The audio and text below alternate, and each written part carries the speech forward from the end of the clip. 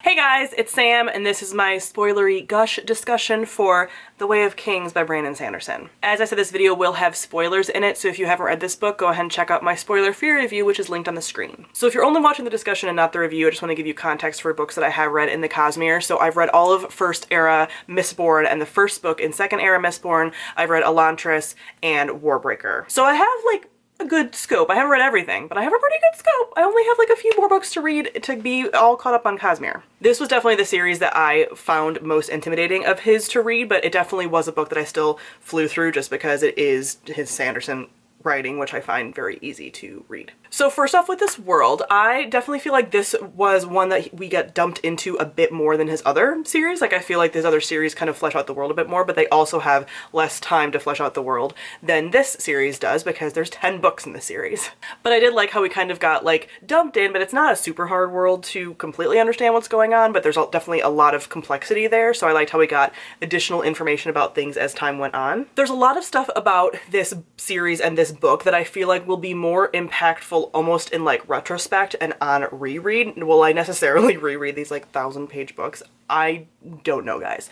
But I do feel like I'll be able to be like, okay, so that thing was this, you know, later on, obviously, in the series. And I feel like a lot of that is going to be true for the introduction chapters, where we had a lot of characters that we maybe only saw once, the characters that were obviously from the past, like some of the Knights Radiant and stuff that we got to see, that like, me as a reader, I probably won't remember all those names, so when I see it in the future, will I necessarily remember be like, oh right, that was from chapter 1 in The Way of Kings? I don't know. I look forward to watching a lot of other people's like summaries and like, hey, look at all these Easter eggs I found when I've caught up in the series. But I am curious if some of those characters that we get in those like in-between chapters, obviously not the assassin, but some of these other ones, or the characters we saw in the beginning, like will they pop up in later books, or is it just these little tidbits that we get from them? I don't know. Also, as I say some of these things about, like, I'm curious about, please don't tell me, oh yeah, an Oathbringer, this like, don't even tell me that, like, yes, this happens later. Like, I'm just speculating out into the world about it. I don't actually want an answer.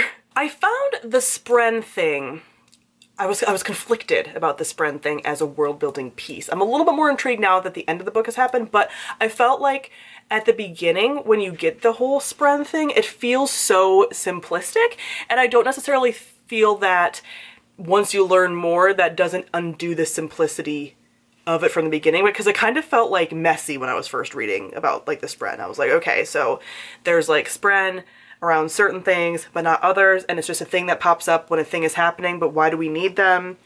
And it just kind of feels like a little messy to me. Like as we have more of the story and we have people like researching the Spren and saying that the Spren are part of everything, like I'm sure they're gonna be like this major thing, you know, later in the series, but I just don't feel like that quite makes up for them feeling kind of messy, like a messy edition at the beginning. Like every time it was like, there's pain Spren, I'm like, yeah, because people are in pain. Like I didn't love the mention of them, but I know, and that's what I'm kind of annoyed about, like I know it'll be a thing later, that'll be important.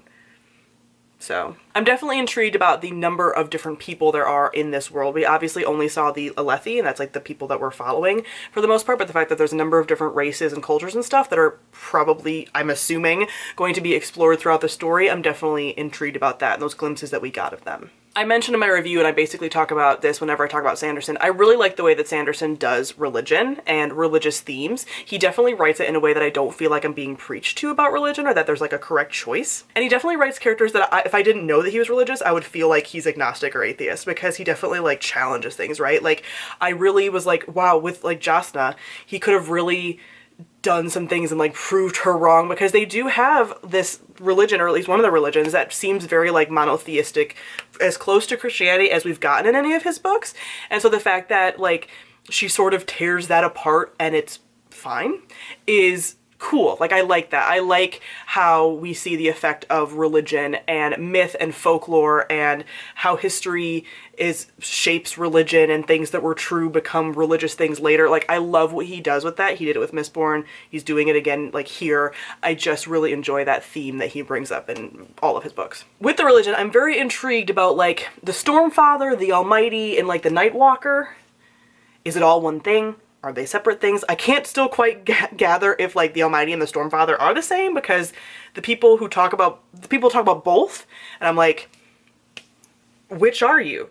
Are you different entities? And I'm like, okay, then there's three things. So is this part of the like religion, you know, if we're coming from like a monotheistic, you know, the Trinity, whatever. So I'm like, okay, how is this all gonna play out? But I'm intrigued about it. I'm glad. Okay, let's also just get into the variety of POVs and characters that we have in here. So first off, Kaladin. He is my angsty boy that's trying his best. I mentioned in my like wrap up, or I think when I was reading this book in my Tome Topple vlog, I said that he reminded me of Kelsier, and I had some people be like, he's nothing like Kelsier. And I'm like, I'm not saying his personality is like Kelsier. I think there's a lot of different themes that are similar with Kelsier from Mistborn, if you're not familiar, if you haven't read Mistborn. So I think him and Kelsier sort of have this like cult following that is very similar. I think they're both sort of like reluctant heroes, although Kelsier kind of like embraces that at some point. Kelsier is much more morally gray than Kaladin. Kaladin is a sweet, lawful, good boy and is just trying his best, and Kelsier is not that way. But Kelsier almost feels like a older version in a lot of ways. You know, he's trying to help like the weaker people. He's very distrusting of like the upper levels of society and things, and like toppling those kinds of things. So, and that's Kaladin too. So I just found similarities there. Again, not necessarily in their personalities, but just in some of the themes surrounding them. And Kelsier is my best boy. I love him. So seeing a character that like had just like similar threads with him was nice for me. I will say that with Kaladin, I feel like it took a bit too long to like get to the point with the Knights Radiant thing.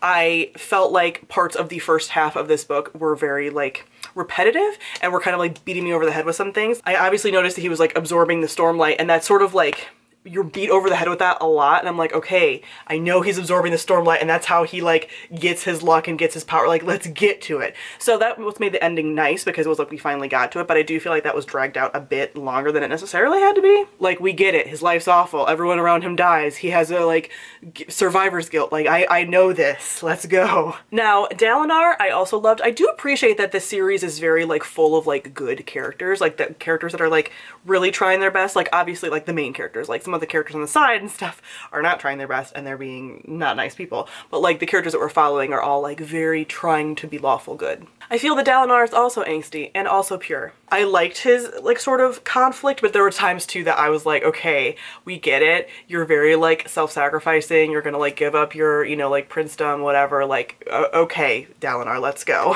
The whole romance with Navini I want to like because I kind of like her, but I'm just kind of like, okay, like I'm whatever about it. Like I don't really have an opinion either way about it. They're just kind of like, okay, meh, whatever. I thought the ending with figuring out that the visions are not quite speaking to him, but are just kind of like showing him things, that like wrap up, I was like, okay, good. Now we can make progress with this. I also loved finally when him and Kaladin like got to team up. Like them all being together at the end, I was like, God bless.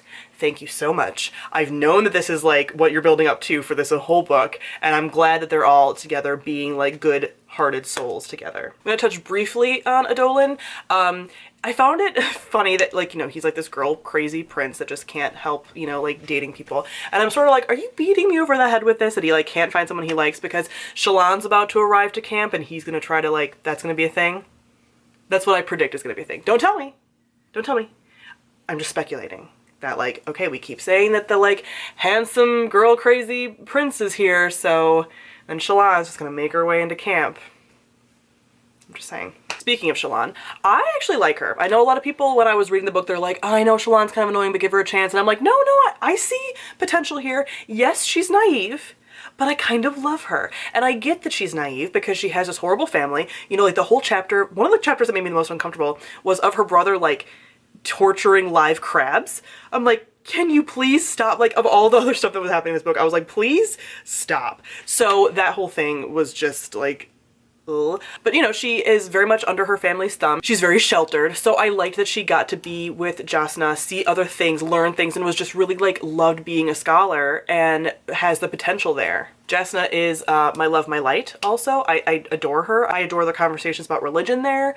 I like that, you know, her and Shallan both can do this magic, and that other like Shadesmere, obviously that's where like I feel like things tie in with other Cosmere books. I feel like that's sort of an element in other books, like sort of where magic comes from, those creatures that she saw which were creepy, and like a lot of that is very interesting. So I'm definitely intrigued about Shallan being able to do magic as well. Also, as far as like little side characters and stuff, I liked the found family element with like the Bridgeman and with Syl, who she's also intriguing as well, because obviously the whole time you know that she's like something else and like more important and part of like the grander scheme of things, like especially attaching to Kaladin. So I like the little found family with like all of them and like their little, you know, they're making stew, they're like saving each other. Like that was a very like well-deserved, drawn out thing that I enjoyed seeing. Okay, I want to talk about Hoid too, because Hoid is obviously this like Cosmere thing that everybody loves, and he's been in, like I said, I've read a lot of the other books, so I've seen him in other books and being like a part of that. So with this book, I definitely read a little bit more of his wiki to kind of like figure out a little bit more about him and things that I might have missed, although I'm going to read some more things about him obviously as I continue on with this series and with like reading the Cosmere stuff.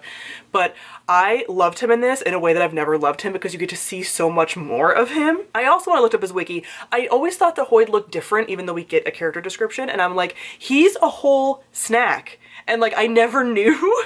And I'm like, okay, Hoid. But he's definitely a character that I'm glad I read the other books first, because then I got to kind of see like what he's brought in from those other worlds and stuff. And like, he's here because he's like, shit's about to go down and I have to see it. And the fact that like his apprentice was one of the Bridgemen and stuff, I just like it. I'm just, whenever Hoid pops up, I'm like, yes, what are you doing? And I just like that he's going to be such a major player in this. I also liked that he was the wit too. Like that was so great. So I just highly enjoy him and seeing him and just like, okay, you're here, it must be big, what are you gonna do? So with all that being said about all the characters and stuff and the plot and whatever, I really like where we are with this foundation for a series. I do want to continue. In my heart, I would love to catch up with the series this year and be caught up by the time book 4 comes out. I don't know if that's going to happen because I do have a lot of large books on my TBR, but I'm like doing pretty well with getting a lot of the books off my TBR right now. So maybe I read this during a period of time when I wasn't super busy. I just moved, I'm settling in, I wasn't like working or anything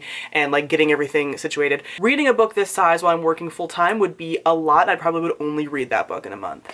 So that's a little bit more like, I don't really want to do that to my life right now. But I think that I'm really gonna like the next 2 books even more than this book, since we now have this foundation and I know these characters and I'm like excited to see what happens with them. So as I mentioned in my review, I gave this 4 out of 5 stars. Very obviously solid start to this series and I'm excited to see more. So comment below, let me know your thoughts on The Way of Kings. Thank you all for watching and I'll see all of you guys soon. Bye.